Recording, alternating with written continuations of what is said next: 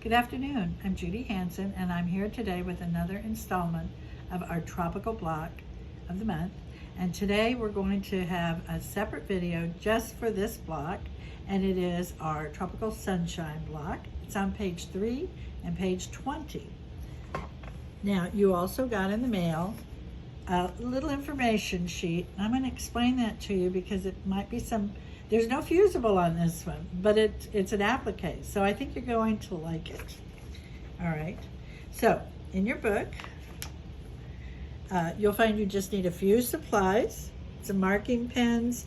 You can use your Frixion pen. You can use a permanent marker as long as you're outside of the margin. You're gonna need a nice rotary cutter, some straight pins, but that's about it. I always like my nice rulers. Finished size rulers are awfully good to use. For example, this block is going to be 6.5, so having a 6.5 inch wide ruler just kind of saves you a few steps. Okay, so the first thing you're going to want to do is turn to page 20 in your book, and we're going to make our pattern for the sun. If you have any parchment paper in the house, go find that. It's kind of fun to work with, but if you don't, just regular typing paper will work. So the first thing you're going to do, you'll notice the pattern says cut on the fold.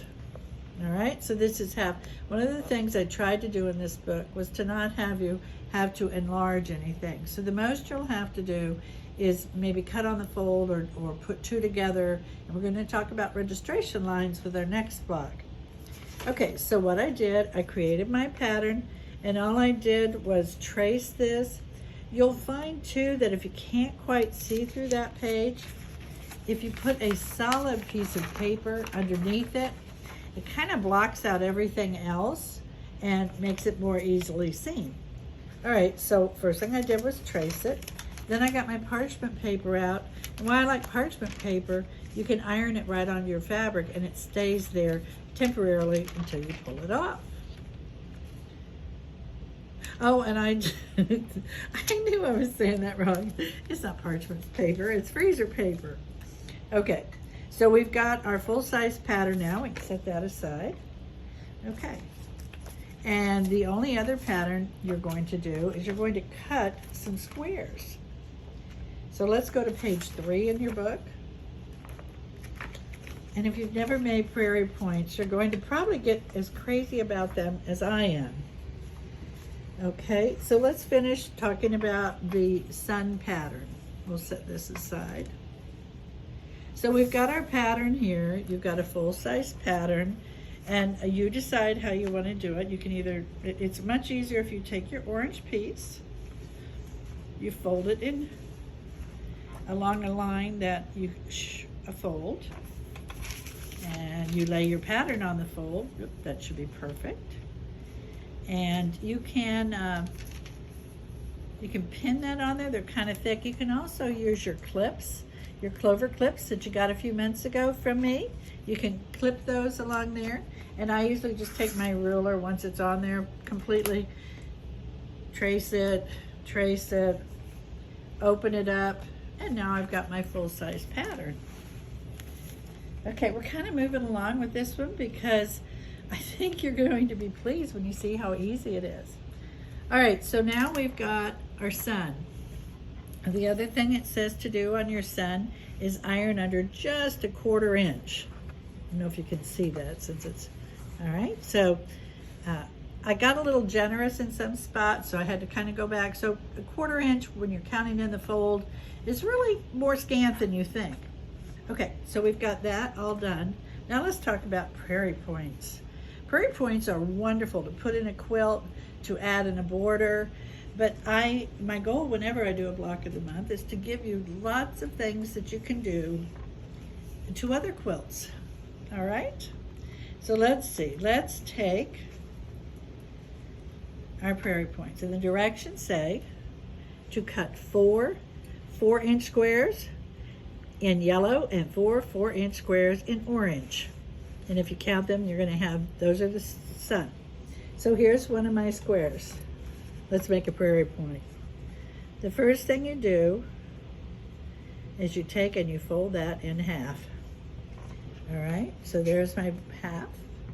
Fold it right over, and then I'm going to fold it again. And the goal when you fold it again, if we can get in here close, you want all your raw edges in one position. And that way, I know, isn't that something? It's done, it's done. And there it is. You can make them any size you want on your borders, depending on the size of your quilt. And there you go. So that's how you make a prairie point. Now the next direction says to put your prairie points together.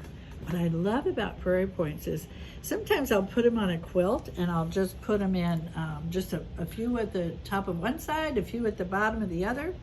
Okay, so what it says to do is to open up one of them, to find the center dot. There it is. And then when I slip the next one in, it should hit that dot. Make sense? Now, we want this to be a certain length. So we're going to kind of, that's as a rough idea. So now I'm going to take it down here. Let's see if we can move the mat a little bit. And it says to make this finish at 18 inches, approximately. So what I did, I pinned them like it said, and then I stretched them out, and there we go, we've got 18 inches, okay? Great. All right, so now let's go back. We've got our prairie points done. Let's take our background piece.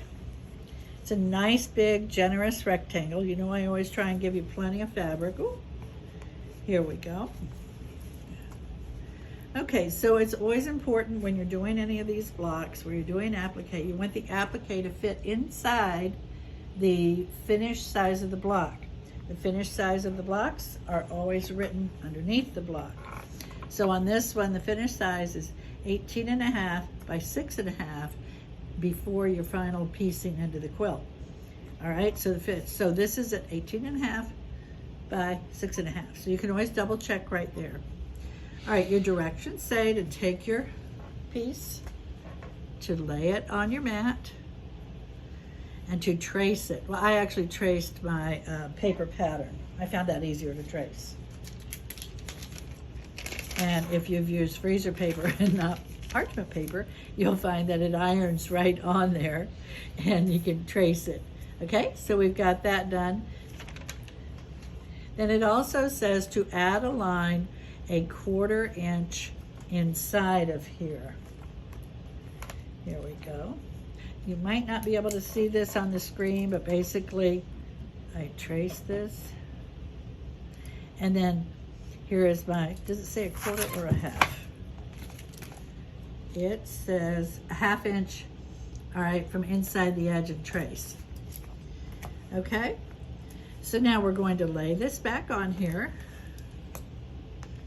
All right, and we position it.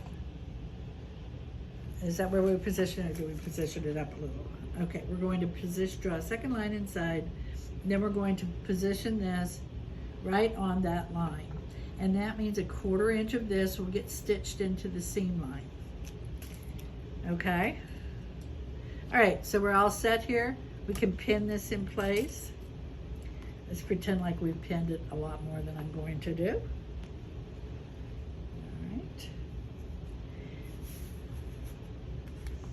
And there's no need for fusible. If you look at the little direction sheet that I gave you,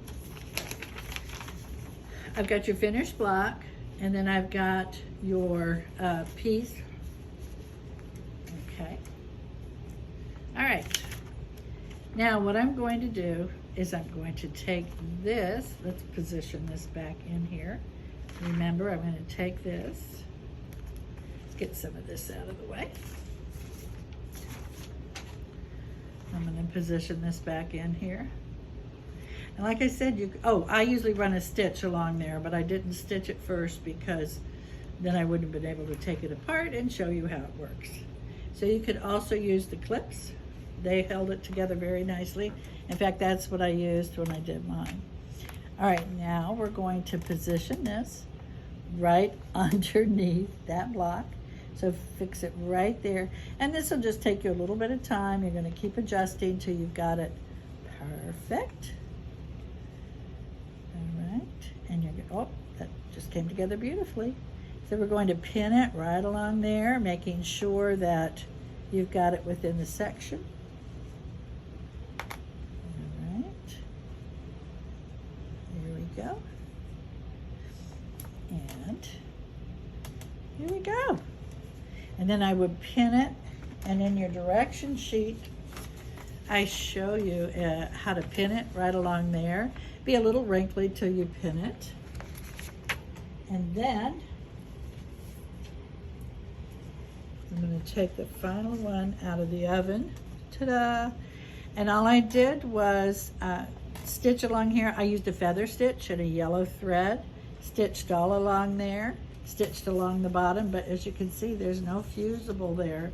So, Prairie Points, try them on a quilt. Google them, you'll see all the different ways you could use Prairie Points. And there you go, tropical sunshine. Bye-bye.